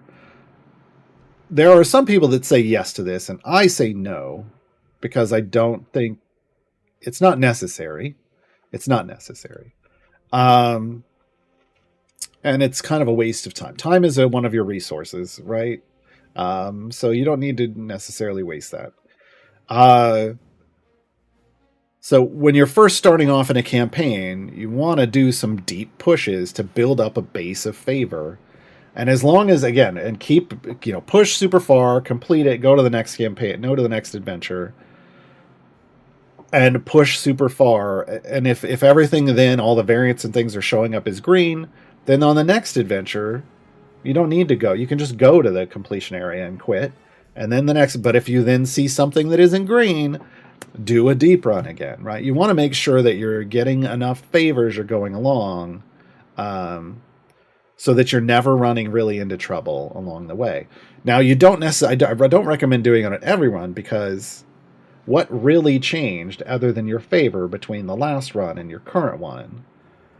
And the favor game isn't necessarily big enough. You need to have power gain across your champions. So you need to be spending gems on chests and opening those chests regularly. So sometimes you may go, well, I'm fine right now. Everything's showing as green. I'm going to keep going, and you're going to keep opening chests, and then you'll have way more power, multiple adventures along, and can push even further. And it's a better use of your time and potions, potentially, if you're using potions, right? So I don't think you need to do it on every adventure. But just keep in mind, you're trying to make your life easy, so that everything shows as green early on. Keystrope. So is favor gold held in the bank? I think that's what we're talking about. Is favor gold held in the bank after you complete the adventure? No. Or is it total gold earned and spent during the level? It's not even. So it has nothing to do with what you spend. Your favor value is based off the gold you've earned. It's not an equivalent value. So at the top left, I currently have in my bank E107 gold, but I've only got E31 favor. I've spent some gold. I've spent a lot of gold. That's not tracking that. It's tracking your overall total gold you've earned in the adventure, And it's giving you a favor conversion based off that. So as I earn more gold, the favor goes up. It's not as I spend it. It's just as I earn it. And then when I complete an adventure, it becomes a part of my gold find multiplier. Favor becomes the reason I'm earning so much gold and I was able to max out my champions in the first few levels is because of the multiplier from favor. Okay. So it's like basically you're giving yourself a raise on your salary when you're boosting your favor, right? And it's every time it goes up, great. But you're investing. You want to invest some of that into blessings, as much as you can without the warning popping up, and then the rest is just going to make you more money on every adventure. Spila with a great question early on, because a lot of people, are tanks really useful? This is a great. There's more to this, and we'll talk about more to this, but. Are tanks really useful? This is a question a lot of players have early on. There are people who play this game that think tanks are pointless. That all you should do is just build damage and kill things instantly. Look, in the early game, viable strategy. That is a viable strategy to go what I call glass cannon. Just full damage. Just as much damage as you can and not have a tank. You're going to get smacked at some point. You're going to get absolutely wrecked at some point if you do that. So you can do that a lot of the time, but you can't do that all the time. There are bosses in this game that are designed to wreck you if that's your idea of building a formation. Okay. Specifically hit-based and armored enemies. These are what we generally refer to as a group as segmented health enemies. It's an enemy where instead of this full red bar, they've got little segments. There's little breaks in the bar. And hit-based are ones where you just have to hit them and it'll remove a segment, and everybody can remove it. But it doesn't mean you have to hit them a certain number of times. You can't one-shot them. Which means they can get attacks off. Which means you could get wiped, right? Before you take all their health off. Others armored, they actually have a large amount of health, and you have a minimum amount of damage that you need to do to remove a single health value. And early on, it's fine. Everybody will remove them. But as you progress deeper, only your primary DPS, the champion that you built your entire formation around, will have the damage to remove a chunk. So not only are you going to have to hit them a certain number of times, the only one doing it's going to take so much longer to kill them because the only one removing is, for the most part, there's ways around this, is that one champion. And again, that champion's going to wreck you. There's also champions, and usually people push through the early game and they think, I don't need tanks. And then they get to Dragonbait's Unlock variant, which is called Asoriel's Resolve. Dragonbait is an evergreen champion. It's in Tomb of Annihilation, and the boss there is called Valindra Shadowmantle. And she casts an AoE on your party. She doesn't attack the front line. She AoEs your entire party when she attacks. And she's armored, and when you kill her, when you go through all of her chunks, like 50 armored segments, she resurrects herself, and she's stronger and has more health, and you have to kill her multiple times, and she gets stronger every time, and she obliterates most people the first time they do it, because they walk into that thinking, I don't need a tank. And that's the point where the game is trying to teach you, because you haven't learned yet, apparently, that you need to build a combination of damage and survivability for difficult content in this game. So are tanks really useful? Absolutely. Tanks are the only champions that scale their health. And what does that mean? Right now, if I look at Celeste, 68 health. That's it. That's all she's got. She's leveled up to the maximum she can get. We call it soft cap. She's got 68 health. Tanks scale their health as they level up. Nayeli, EO7 health.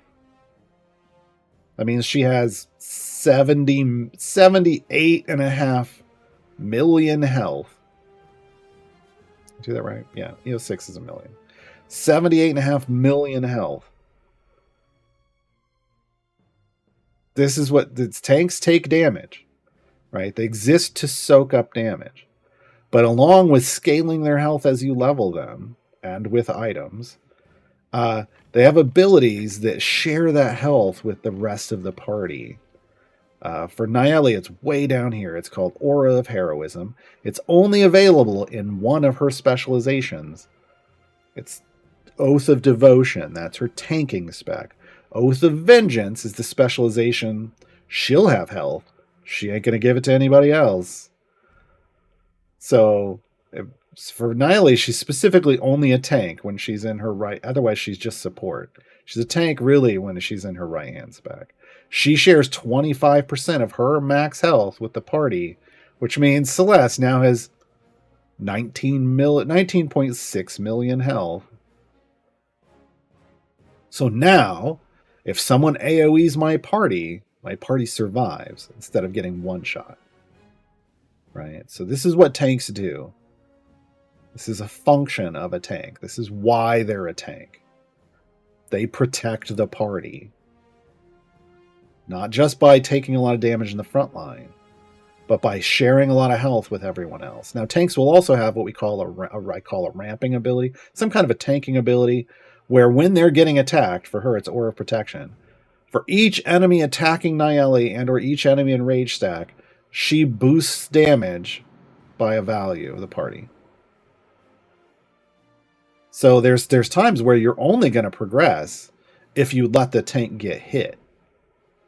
And if you're not letting the tank get hit, like by not putting tanks in, you're leaving progression on the table because they could have pushed you further when they start taking damage. So yeah, tanks are fantastic. So you say generally use one to get pretty far in normal free play, sure. How to use tanks in the higher ranges above 1300. So this is more mid to late game. At this point, adding 2 or 3 more doesn't seem to help. It at that point, it's about specific tanks. Some tanks are stronger than others. Some tanks can take more damage than others. Briv is a big tank, a big late game tank.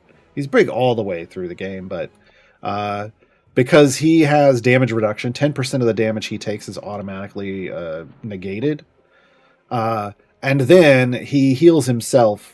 Potentially up to all the damage he's taken, depending on the situation that you've set up, after either 10 seconds or 10 hits. So as long as he can survive for 10 seconds or 10 hits, he gets all his health back. He's a huge tank later on. That's one way to progress. Ayla is a solid survivable tank because she applies a self shield, so a temporary HP shield above her health.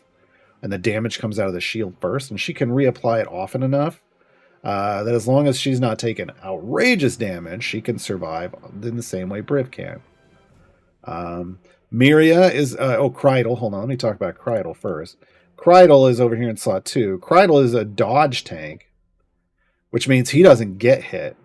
As long as you fulfill his requirements, when someone swings at him or shoots at him or whatever, it just misses. That's fantastic at higher levels. And then Miria is a tank who, while she could tank herself and can, she's an interesting tank, you can put her further back in the formation, and what she does is she puts bodyguards in front of the tanks, and she reduces the damage they take. She takes 90% of whatever would hit them, and they only take 10%. That's a huge damage soak that can help tanks be more survivable. So there's lots of ways to tank at higher levels. It starts getting real hard above like 1600 and 1700. But ultimately it becomes a function of how good is the tank you're using? How much health do they have? What are their survivability features? What survivability features are you adding with other champions, right? It's not always just about pure health. The clues. What do we use that first support pigment on? So early on, you may not. Support pigments can only be used. First off, the requirement is they can only be used on an epic piece of gear. Early on, you may not have a lot of champions that have epic pieces of gear, and the ones you have are probably going to be like your core champions or your evergreens. I recommend saving, kind of like blacksmithing contracts, your support pigments for an event champion that has an epic, and you wanted an event champion that's got good gear, right? Skin Popper had the same question, and I'm going to use theirs as an example. Should I use it on my main on the champion I'm using as my main DPS at the moment? The bonus is damage to all champions, but yeah, if the DPS is a DPS / support like this, then you can put a support pigment on them. Support pigments can only go on support champions. They can go on any epic piece of gear, and it will boost the damage of all champions, but they are one of those champions, so absolutely. If that's your prime DPS, if your primary DPS, in this case it was Karlach, and yes, love me some Karlach, she's my DPS too. She's a DPS / support / tank. So she can get a support pigment, and it boosts her. It does. She can also get a DPS pigment, which you can get in other ways, which would only boost her DPS. She could also get a tanking pigment, which boosts her health. I don't know if that one's as necessary. I don't use her as a tank as much as I use her as a DPS, but yeah, you could absolutely. As long as it can be applied to that champion, and you're using them in your pushing formations, whatever you're using to really deep push with, and they're an event champion, in my opinion, absolutely. Tater Gotcha. I'm fairly new. Welcome to the game. I have Shandy, Briv, and Human. Nice. Been trying to farm gems. Okay. Do you think this is worth the effort? You might already have my opinion on that. Or should I focus my efforts elsewhere? So when you'll hear a lot in this game about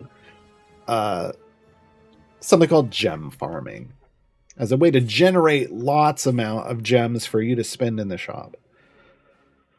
Gem farming, I play at least one new account. I usually start at least one new account every year. And the last time, not this current new account, but the last one, I focused on trying to just grab as many speed champions as possible to get to gem farming as quick as possible, and then and gem farm right when I started into the mid game. And here's the thing, that was mid game, and that was with almost a full formation of speed champions, and you just have 3. No. I don't think with those 3 you should be gem farming. Could you? Yes. Here's the trade-off. Ultimately, it's your choice. What you're doing when you're stopping doing anything else, and you're just gem farming, is about sitting on like one adventure early on. It's Briv. It's a Mad Wizard. Briv isn't going to help you in Mad Wizard. Only Shandy and Human would be having any effect whatsoever. To be clear, because Briv needs stuff. Briv needs his sprint stacks to jump. I'm not going to get into this, but he needs something that you're not going to be building in a standard gem farm early on. And so I don't think it would be worth your time with just 2 speed champions. Because the more efficient, because early on you're going to be earning gems just by, again, the reward for a new adventure and a new variant is gems, and it's 2 gems per area that is part of the completion zone. So if it says complete area 50, that's 100 gems. If it's 200, that's 400 gems, right? And along the way, every boss you kill is going to drop a bag with gems in it. Early on, your best bet is just to use your speed champions in the group that you're doing these runs with. Have your Briv, have your Shandy, have your Human, have whatever other speed champions you have in your formation. Save that as a group. I call it Start. I make that my Start group. And I just try to complete an adventure with them if I can, because it's going to be fast. And that's the best way to earn gems early on. Until you have a full group, basically, or mostly a full group of speed champions, and you're ready to just be like, I'm just gonna sit and not complete anything really. I'm just gonna loop with a Modron core, because you shouldn't even be gem farming if you don't have a Modron core. You just be looping with a Modron core with automation AFK while I do something else. That's when you could potentially start gem farming. Takes a Modron core that builds the automation, allows for automatic resets and loading in of groups. Takes a certain number of familiars. You're going to want a whole party, which means you're going to want a lot of familiars. If it's just 3 champions, nah. You're going to get better progress. You're going to get better gem gains doing adventures. Yeah.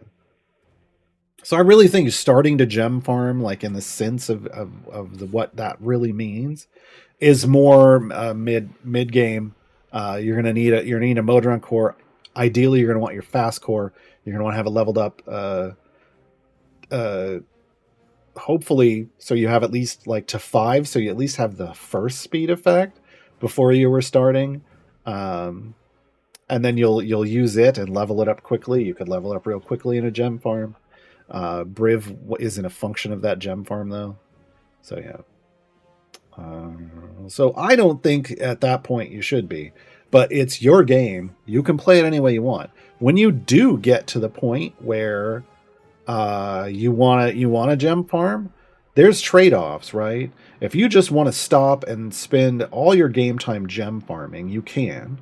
You can build your champions up and you'd start with your speed champions. You'd build their speed effects up until they're maxed out, once or as high as you want to go with like Briv. Briv doesn't have a cap currently, and then you'd start boosting your pushing champions. Just know when you're investing on those speed champions, they're only going to take you so far in completing adventures. Until you start investing in the rest of your champions, you're not going to make much progress in the game. I did that.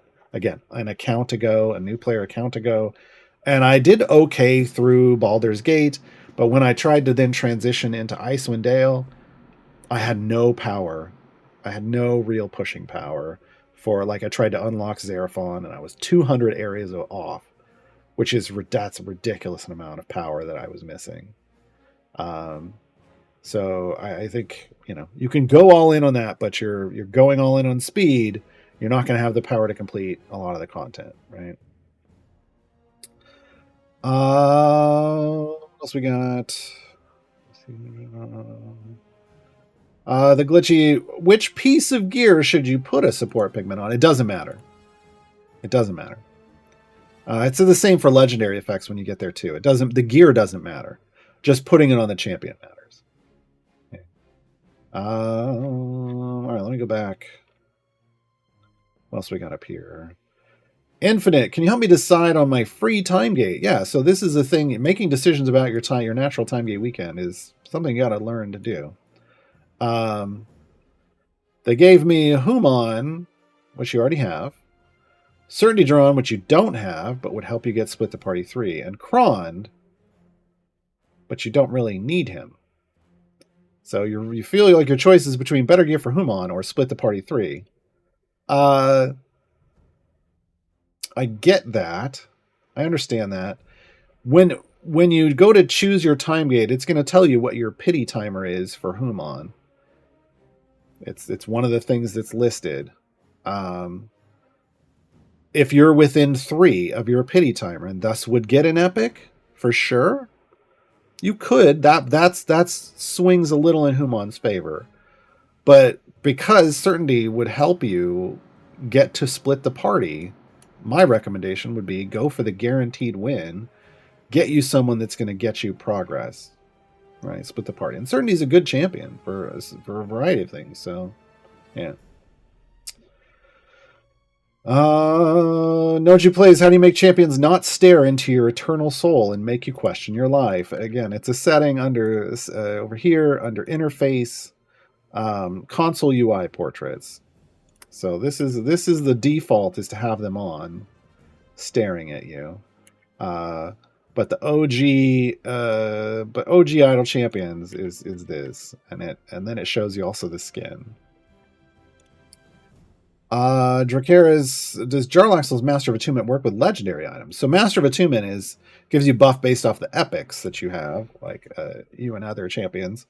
The thing to understand about legendaries, I know they present it like a rarity of gear. It is not. And they want it to be. It's not. Legendary is just you add a legendary effect. It does change the border to orange, but your initial item is still there, and its initial boost is still there. And boosting your legendary item level only changes the legendary effect. What this is an epic legendary item. It is both at once. So that ability still functions with it because it is both an epic and a legendary at the same time. Adding item levels, adding gilding affects the base item, the epic version of the item. And you only the only thing the legendary does is create its own effect. And then when you level up the legendary, it just levels up that effect. Little confusing in the way it decided to present it. They're actually... I'm not going to get into that. The future is the future. This is about the now. Leyland, just out of curiosity, how deep can people push in the endgame? 2001. Area 2001 is the highest you can push in the game, period. There's a wall. There's a hard wall there that they've placed in the game. You can't go beyond it outside of a bug. So, yeah. But that's not, that's just, there isn't any content in the game that needs you to go to 2001 in terms of like adventures. Adventure goals, like events, the highest you're required to go to in an event is 1600. Isn't it 60? Oh god, now I've forgotten. Isn't it 1600, folks? It's tier 3. The tier 3 variant is 1600, right? Yeah. And that's definitely late game. Tier 4 of event is a late game. You got to have late game power. So currently 2001 is the one. But that's just for like showing off. Like, well, how far can I go? I can go to 2001. Blockula, what was your decision-making process for spending time gates on manual time gates? So as you're collecting these time gate pieces, and you're like, well, when should I do a manual time? I've got 6. Should I do one? There's a couple things to think about. One is, have you met the qualifications, or are you about to meet the qualifications to unlock Mert as a patron? This is because Mert wants 3 time gate pieces before he'll let you do stuff for him. He needs a little bribe. All these patrons need a little bribe. They need a little gift before they'll let you access their power. And if you can unlock Mert, it's better to unlock Mert than to unlock a champion, because again, unlocking Mert gets you access to his shop, which lets you buy a time gate piece a week. Yeah, 3 purchases gets you the 3 back, but then every week from that point on, extra time gate pieces. This is a huge snowball effect, okay? And every one of these patrons can do it. That's one thing to keep in mind. The other is an event starting, because again, the second week and third week of the event, you're going to need to spend 3 time gate pieces to open a flex slot to get a champion. It's fewer time gate pieces than a manual time gate. So you're going to look at how long, like, are you about to spend 3 on a champion? How many are you earning? Because when you start the game, again, you only get 1 a week off a boss, 1 every 5 days. But there's a blessing for that. In Tomb of Annihilation, the 5th tier of globals turns that into 2 time gate pieces dropped every week, which changes some of your math. And then if you have Mert available, that means you can have 3 time gate pieces a week, basically. So at that point, if you're at 6, and it's not the second week and you're about to need to spend 3, then yeah, you can open a time gate, because then you'll get 3 before you need to use it, right? But if not, then you have to be careful about when you spend them, because it's way better to use them in events right now. But otherwise, then yeah, if all of those things are good and you're like, no, I'm going to have enough before the event starts, it's fine. Then yeah, pop those 6, get yourself a champion. And when you're making choices about champions to out of time gates and out of events, out of flex slots for events, early on, you're trying to get 2 champions in every bench seat. Because once you get 2 champions in every bench seat, you can then go split the party and get yourself a background party and a Modron core. And then after that, it's about 3 champions in every bench seat to split the party again and get another Modron core. And then 4 champions in every bench seat to split the party yet again and get another Modron core. That's it currently. There's 3 split the parties currently.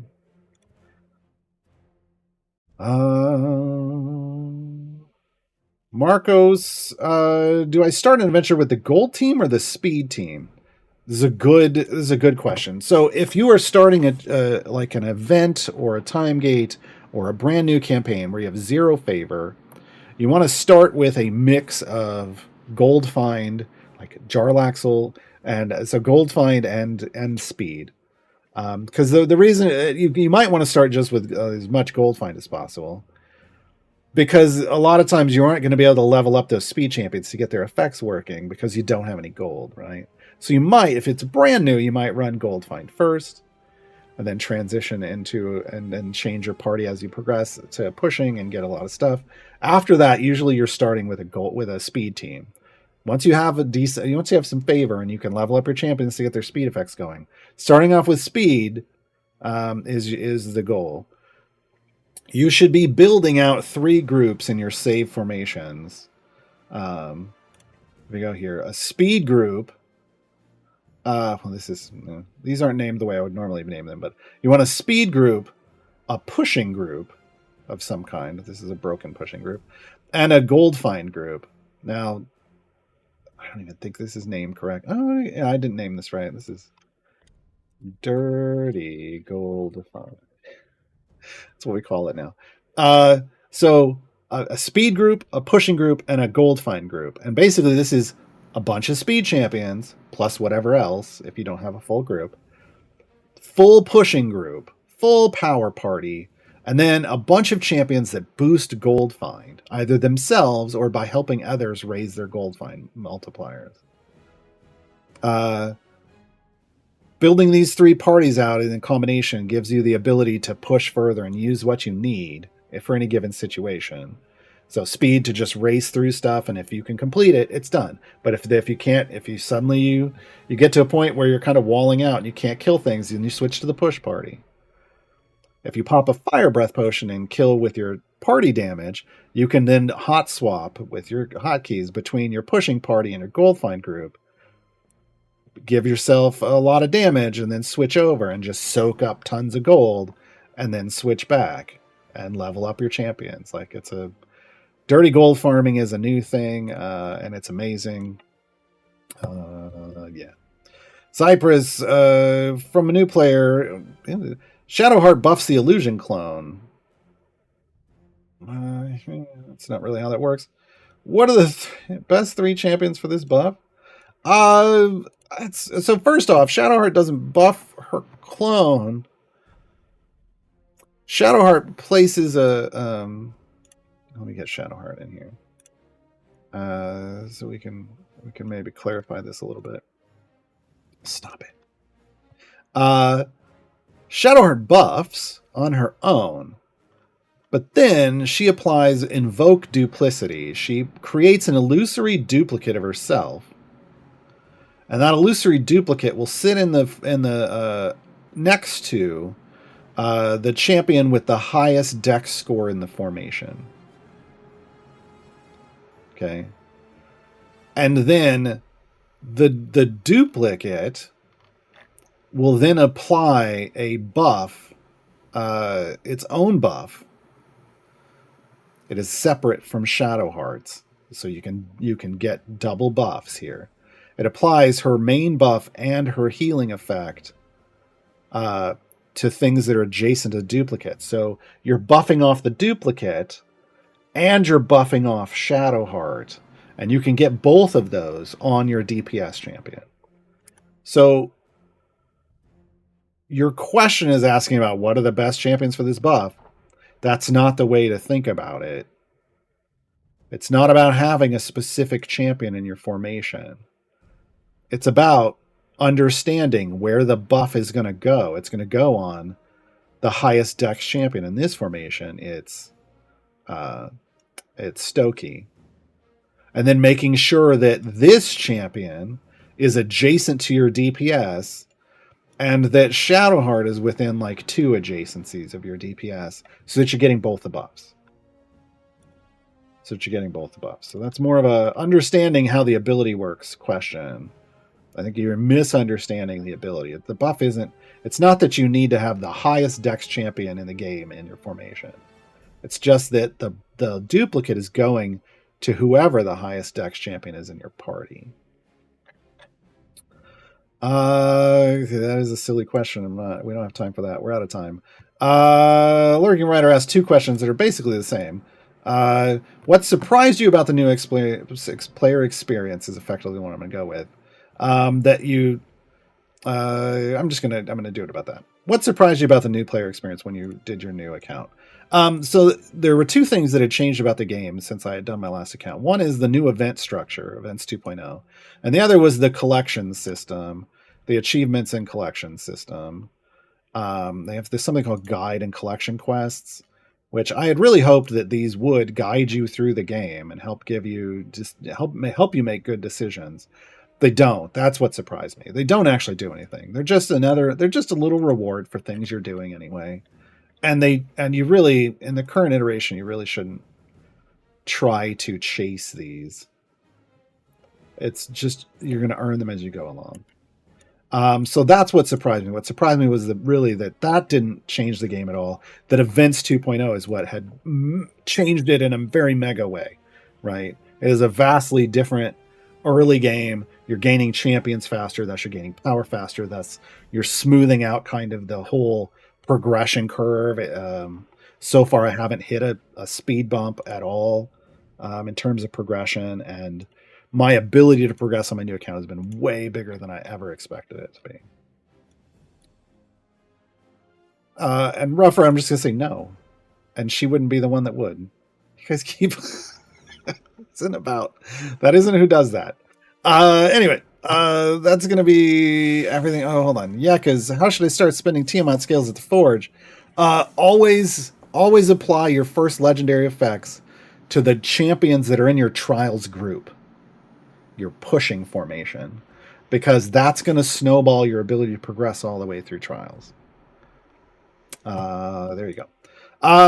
Thank you to all of you for showing up. This is the last stream of the week on this channel. The streams here will return on Tuesday. However, I stream over on my channel, twitch.tv/Gaarawarr. You can click on my name in chat over there and toss me a follow. I'll be streaming in about an hour. I'm going to go grab some lunch and come back. So it depends on how long it takes me to go get that and eat it. I stream over there 5 days a week, and lately I've just been playing my new account, which is in the mid-game now. But if you have more questions about the new player experience, the mid-game experience, help with late-game stuff, come find me over there. Thank you to all of you for asking the questions. Thank you to Gabe for grabbing them. The song we're going to go out on is for the second bench seat champion, Celeste. This is her original song from Bardic Inspiration. Have a great weekend, everybody. We're gonna turn the undead. Yeah, you heard what I said. We're gonna put them to bed. Rain strike on their heads. The ground we tread, turning red, we keep pushing ahead. The goddess of the moon, yeah, she goes by saloon, Gonna fight all the blue lanes while the bards play their tune, And if you squeal, I'll drop the heel and get you back in the field. Well, I'm just out here trying my best, but my team folk die that I need a long rest. Gotta keep them from dying if anyone's guess. Will we ever finish this quest? Oh, yeah. In the jewel of the north, the ninjas are making fall. 'Cause Zombies attacking in force. I'm out of mana, of course. We'll have to smite to end the fight, but we'll sleep soundly tonight. Draculich flying in. How are we gonna win? We don't know where to begin. Things are looking so grim. You'll have to deal. I'm out of heels. God, please take the wheel. Well, I'm just out here trying my best, but my team forgot that I need a long rest. How to keep them from dying is anyone's guess. Will we ever finish this quest?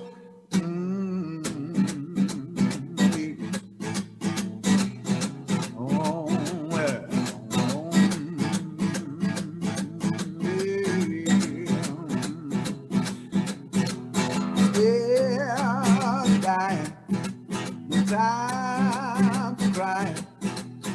Real, it's like we'll get you back in the fight. Well, I'm just out here trying my best. But my team forgot that I need a long rest. How to keep them from dying is anyone's guess. Will we ever finish this quest? I don't know.